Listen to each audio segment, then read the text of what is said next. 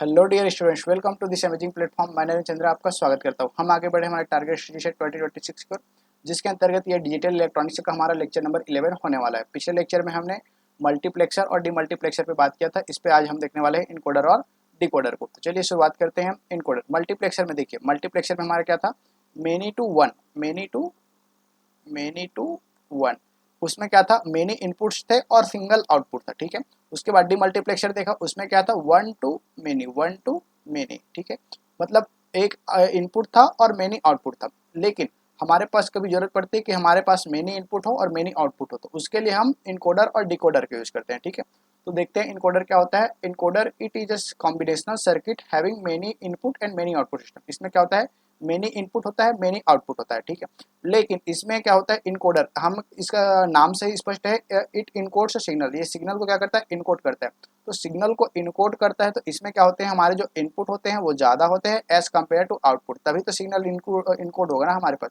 जैसे कि चार हमारे इनपुट हैं, तो इन चारों इनपुट को हम क्या करते हैं, दो आउटपुट में इनकोड कर रहे हैं, दो आउटपुट में इनकोड कर रहे हैं। तो इसलिए इसमें क्या होना चाहिए, इनपुट ज़्यादा होने चाहिए एज कम्पेयर टू आउटपुट। अब कितने ज़्यादा होने चाहिए उसको भी देख लेते हैं। For less than 2 to the power n input, less than or equal to 2 to the power n input, there is less than or equal to n output। ठीक है। अगर हमारे पास 2 to the power n input हैं, तो हमारे पास कितने output हो सकते हैं, n आउटपुट हो सकते हैं। n आउटपुट हो सकते हैं, देख सकते हैं आप। इनपुट हमारा क्या है, इनपुट ज़्यादा रहेगा, आउटपुट हमारा कम रहेगा। ठीक है। तो इसको याद रखिएगा, 2 to the power minus n से n हमारा इनकोडर होता है। ठीक है। इनकोडर में आप ध्यान रख सकते हैं, इनपुट आपका ज़्यादा होगा एज कम्पेयर टू आउटपुट। तो इनपुट कितने होंगे, अगर 2 टू पावर n इनपुट है तो आउटपुट कितना होगा, n आपका आउटपुट होगा। इससे कम ज़्यादा भी हो सकता है। ठीक है। हमारी रिक्वायरमेंट के बेसिस पे ये कम ज़्यादा हम कर सकते हैं, उसको हम आगे देखेंगे। ठीक है।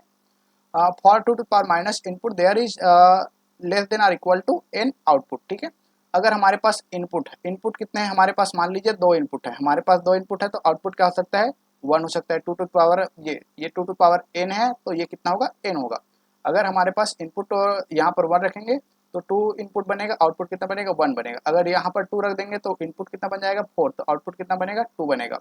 यहाँ पर वैसे 3 रख देंगे तो 8 बनेगा, आउटपुट कितना बनेगा, 3 बनेगा। इस पर 4 रख देंगे तो 16 हो जाएगा, और ये आउटपुट हमारा क्या हो जाएगा, 4 हो जाएगा। ठीक। तो देखिए, दो इनपुट है और एक आउटपुट है, तो इस सिस्टम को क्या बोलेंगे हम, 2x1 इनकोडर, 2x1 इनकोडर। ठीक है। इसमें हमारे पास दो पॉसिबल, देखिए 4x2 इनकोडर, और दूसरा भी हम बना सकते हैं। अगर हमारे पास इनपुट, चौथा इनपुट की हमें रिक्वायरमेंट नहीं पड़े, हमारे पास 3 ही इनपुट है, 3 ही इनपुट है, तो उसको भी हम इनकोड कर सकते हैं। इसी से हम बना सकते हैं 3x1 इनकोडर में। उसी प्रकार से 8 से 3 में तो हम बना सकते हैं, इसमें भी 8x3 इनकोडर बना सकते हैं, 7x3 बना सकते हैं, 6x3 बना सकते हैं, 5x3 बना सकते हैं, और 4x3 बना सकते हैं हमारी रिक्वायरमेंट के हिसाब से। देखिए, अगर हमारे पास 8 इनपुट है तो हम उसको 3 में इनकोड कर सकते हैं। हमारे पास वैसे ही 7 इनपुट है, 6 इनपुट है, 5 इनपुट है, 4 इनपुट है, तो उसके हमारे रिक्वायरमेंट के हिसाब से हम इतने टाइप के इनकोडर हम डेवलप कर सकते हैं। ठीक है। उसी प्रकार से 16 इंटू 4 में आप बहुत सारे बना सकते हैं। 16x4, 15x4, आपके जितने इनपुट हैं उसके बेसिस पे आप इस टाइप का इनकोडर बना सकते हैं। ठीक है। लेकिन इसमें कहाँ तक बना सकते हैं आप, 5x4। लेकिन आपको 5x4 बनाने की जरूरत नहीं पड़ेगी, क्यों, क्योंकि आप इसमें से बना सकते हैं डायरेक्ट, आउटपुट को तो आपको कम ही लेना है। ठीक है। तो यहाँ तक आप इसमें कहाँ तक बना सकेंगे, 16x4 इनपुट से, 16x4 इनकोडर से आप कहाँ तक बना सकेंगे, 8 इसमें आ जाता है तो 9x4 इनकोडर तक आप इसमें बना सकते हैं। ठीक है। उसके बाद अगर आपको कम, आपके इनपुट्स कम है, 9 से कम है, तो आप इसमें जंप कर सकते हैं, 8x3 में जंप कर सकते हैं। ठीक है। इस टाइप से आप इनकोडर बना सकते हैं। देखते हैं इसमें इनकोडर का सिंबल हमारा कुछ इस टाइप से होता है। 8x3 का इनकोडर है, इसमें 8 इनपुट्स होंगे और 3 आउटपुट्स होंगे। ठीक है। और यहाँ पर एक इनेबल लाइन होता है जो इसको बंद चालू करने के लिए हम यूज करते हैं। ट्रूथ टेबल, इसका ट्रूथ टेबल देखते हैं। 4x2 इनकोडर का मैं ट्रूथ टेबल बना रहा हूँ, सभी का एज इट इज बनेगा। ट्रूथ टेबल आपका नंबर बस बढ़ते जाएगा। ठीक है। 4x2 का इनकोडर का बना रहा हूँ। देखिए, ये 4 हमारे पास इनपुट है, तो इसमें क्या क्या पॉसिबल हो सकता है, 0 0 0 0 पॉसिबल सकता है। अगर सभी में 0 है तो इसको हम मानते हैं इनेबल का केस, इनवैलिड का केस मानते हैं। इसको हम क्या मानते हैं, इनवैलिड केस मानते हैं, इनवैलिड। ठीक है। हमारे पास 4x2 बना रहे हैं, मतलब 2, ये दोनों क्या है हमारे ये दोनों है आपका आउटपुट है, और ये चारों आपका क्या है, इनपुट है। ये चारों आपका इनपुट है, ये दोनों आपका आउटपुट है। तो अगर तीनों में जीरो है तो इसको हम इनवैलिड का केस मानते हैं, ठीक है। उसके बाद क्या आता है हमारा 0 0 0 1, एक टाइम पे सिर्फ हमारा एक इनपुट ही हाई रहेगा, ठीक है। तो अगर ये 0 0 1 आता है तो इसे हम मानते हैं 0 0 का केस, ठीक है। उसके बाद इसी प्रकार 0 0 1 0, और क्या पॉसिबल हो 0 1 0 0, उसके बाद 1 0 0 0। देखिए इनकोडर में क्या होता है, एक टाइम पे सिर्फ एक ही इनपुट हमारा हाई होगा, एक टाइम पे एक ही इनपुट हाई होगा, उसके रेस्पेक्ट में हम इस कोड को इनकोड करेंगे, ठीक है। तो 0 0 1 जब ये एल एस बी ध्यान रखेगा, और ये M S B most significant bit और least significant bit. L S B से हम शुरू करते हैं, एल एस बी से हमारा 0 0 से शुरू होता है, उसके बाद में ये बढ़ते जाएगा। जैसे यहाँ पर 1 आ गया तो ये 1 0 हो जाएगा, उसके बाद 1 यहाँ पर 0 1 0 0 आया तो ये 1 मिनट, ये जस्ट मिस्टेक कर डाला मैं यहाँ पे। ये 0 0 रहेगा, उसके बाद ये 0 और 1 का केस आएगा, उसके बाद में 1 1 और 0 का केस आएगा, 1 और 0 का केस, उसके बाद में 1 1 का केस, ठीक है।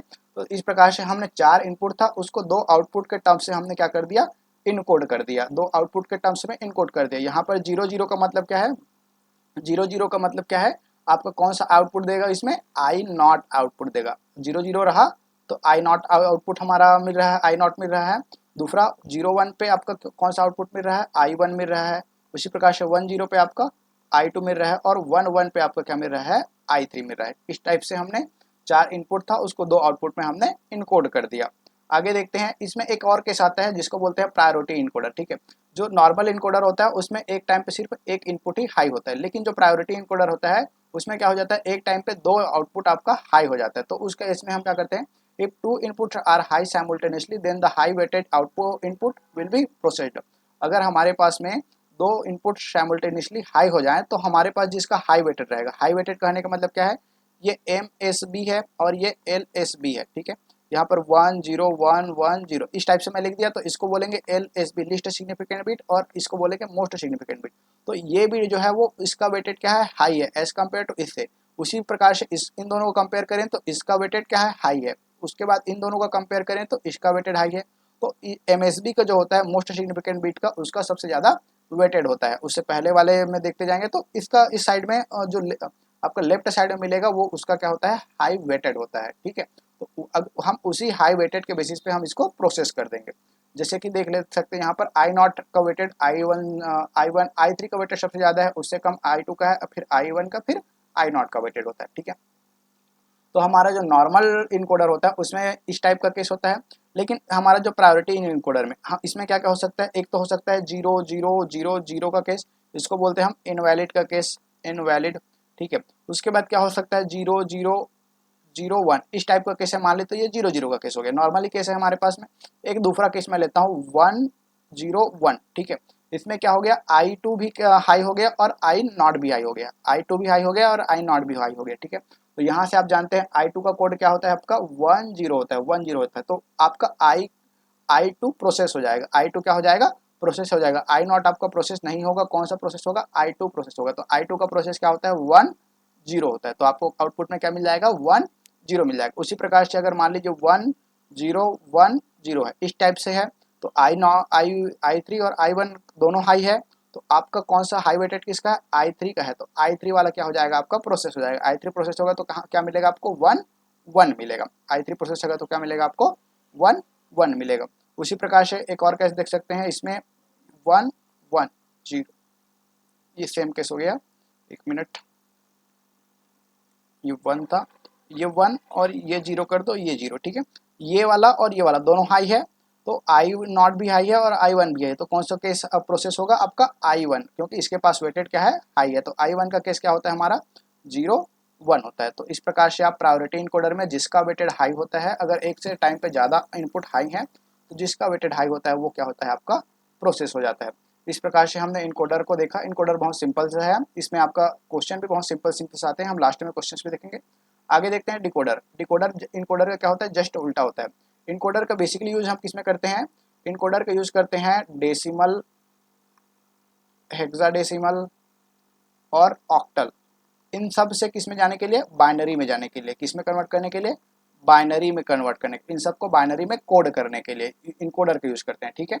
डेसिमल से बाइनरी में जाएंगे तो आपको क्या क्या जरूरत पड़ेगी, डेसिमल। डेसिमल में कितना होते हैं, 10 होते हैं, बाइनरी में 2 होता है बेसिकली, ठीक है।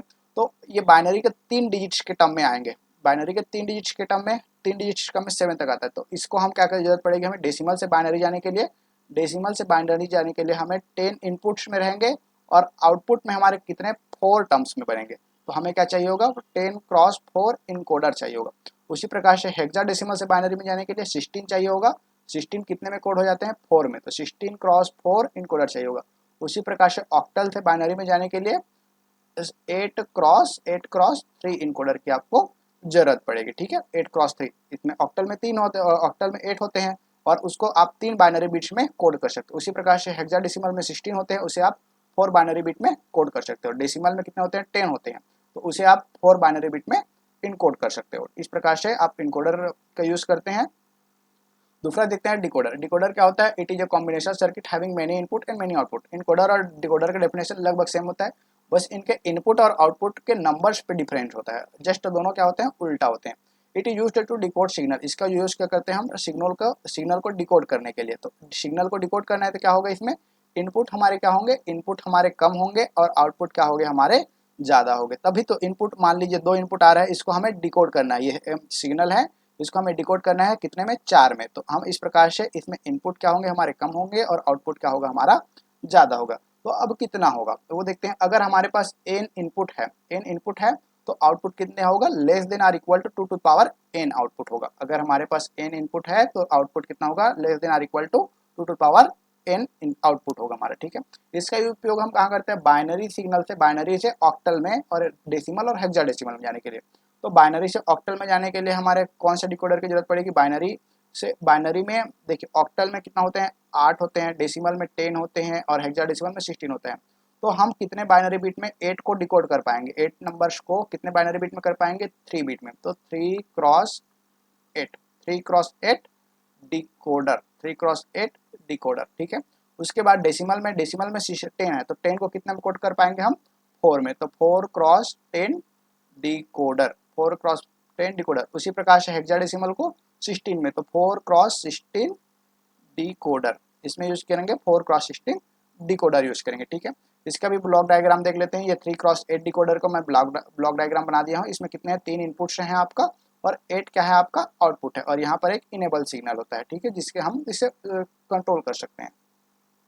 इसका ट्रुथ टेबल देखते हैं। देखिए, आपके पास 3 इनपुट है, उसके रेस्पेक्ट में आपके पास 8 आपका आउटपुट है, यहाँ से लेकर के ये आपका आउटपुट है यहाँ तक, ठीक है। और ये आपका 3 क्या है, इनपुट है, ये 3। तो इनपुट में क्या क्या हो सकते हैं, आप सिंपल से कॉम्बिनेशन जानते हो, 0 0 0 होता है, उसके बाद 0 0 1 होता है, फिर 0 1 0 होता है, फिर 0 1 1 होता है, फिर 1 0 0 होता है, फिर 1 0 1 होता है, फिर 1 1 0 होता है, फिर 1 1 और 1 होता है, ठीक है। तो देखिए, अगर 0 0 0 होगा तो सबसे जिसका वेटेज सबसे कम है वो वाला आउटपुट आपका हाई हो जाएगा। कौन से सबसे वेटेड कम है, ये वाला, ठीक है।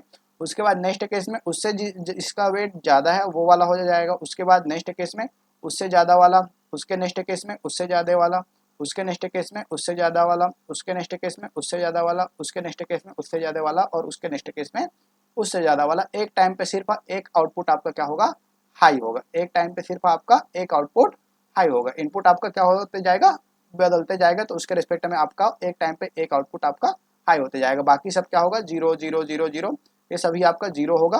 आप 0 कर लीजिएगा सभी में, ये सभी बाकी अदर केस आपका क्या होगा, पूरा 0 होगा। सिर्फ यही आपका जो ये डायगोनल टर्म है वहीं सबका आपका हाई होते जाएगा, ठीक है। अगर सबसे स्टार्टिंग पे है इनपुट 0 0 0 पे, तो आपका जिसका वेटेज सबसे कम है वो वाला हाई रहेगा। इस प्रकार से डिकोडर को भी हमने देख लिया। डिकोडर पे अब क्वेश्चन कैसे आते हैं, किस टाइप से, बहुत सिंपल क्वेश्चन आते हैं, उसको देखते हैं। Question, to convert a binary number to hexadecimal number, how many minimum number of input required in decoder. आपको क्या करना है, कन्वर्ट करना है बाइनरी नंबर से हेक्साडेसिमल में। तो हेक्साडेसिमल में कितना होते हैं, 16 होते हैं। बाइनरी हेक्साडेसिमल में कितने होते हैं, 16 होते हैं। तो 16 को कितने बाइनरी बिट में आप कोड कर सकते हो। देखिए, हम जानते हैं डिकोडर के लिए आप सिंपल से याद रखेगा, डिकोड करना है आपको, ठीक है। तो आपको रखना है n इनपुट रहेगा तो 2 टू पावर n आपका आउटपुट बनेगा। डिकोडर में क्या बनेगा, n इनपुट रहेगा तो 2 टू पावर n आउटपुट बनेगा, ठीक है। तो देखिए डिकोड कर रहे हैं मतलब इनपुट आपका कम है, आउटपुट आपका ज़्यादा है। तो आपको क्या करना है, कन्वर्ट बाइनरी नंबर से हेक्साडेसिमल। बाइनरी नंबर से हेक्साडेसिमल में तो 2 टू पावर n में 16 आना चाहिए। हेक्साडेसिमल में कितना होता है, 16 होता है। तो 2 टू पावर n में 16 कब आएगा, जब n इज इक्वल टू कितना होगा, 4 होगा। n इज इक्वल टू 4 होगा तभी तो 16 आएगा ना। 2 टू पावर n करेंगे तो n इज इक्वल टू 4 होगा तभी 16 आएगा। तो इसका सिंपल से आंसर क्या निकल जाएगा, आपको 4 चाहिए होगा आपको इनपुट में।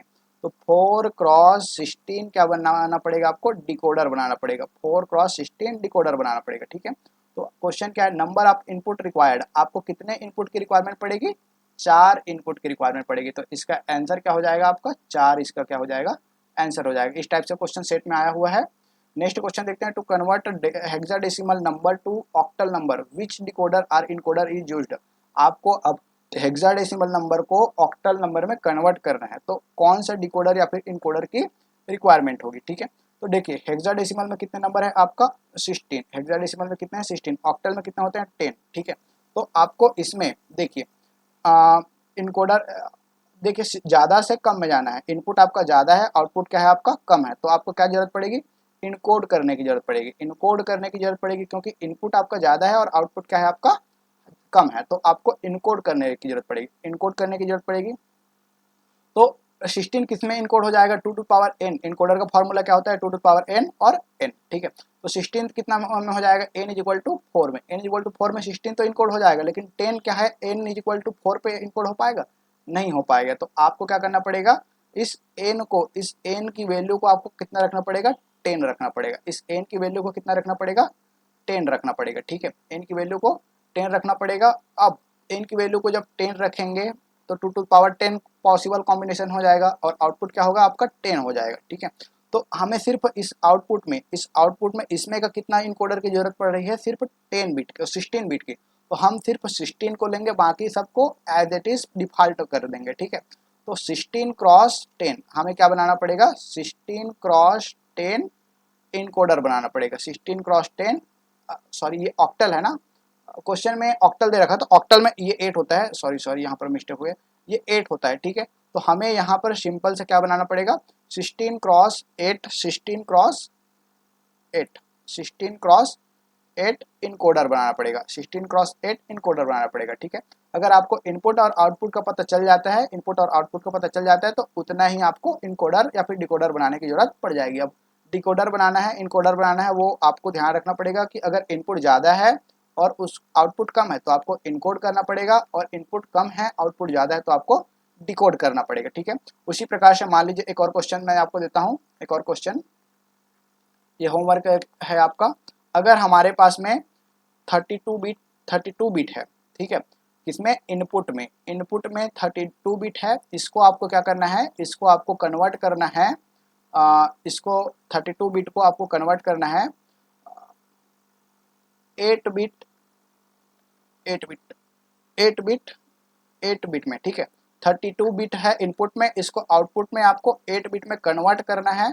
तो आपका कौन इनकोडर यूज करेंगे आप कि डिकोडर यूज करेंगे, और कितने क्रॉस कितने का इनकोडर डिकोडर यूज करेंगे उसको आपको बताना है, ठीक है। इसी के साथ इस लेक्चर को यहीं पर ख़त्म करते हैं हम। थैंक यू, मिलते हैं नेक्स्ट लेक्चर में।